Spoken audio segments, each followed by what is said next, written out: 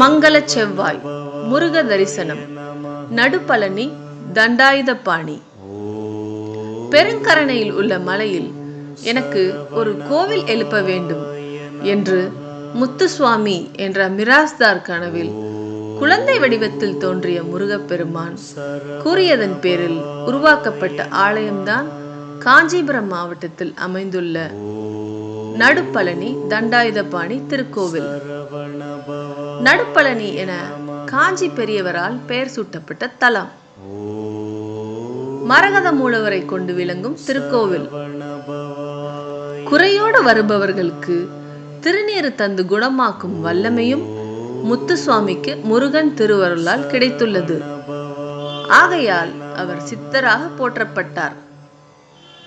Malaysia 10 மலையில் உள்ள முருகப்பெருமான் சிலையைப் போலவே 45 அடி உயர முருகப்பெருமான் கம்பீரமாய் காட்சி கொடுக்கிறார்.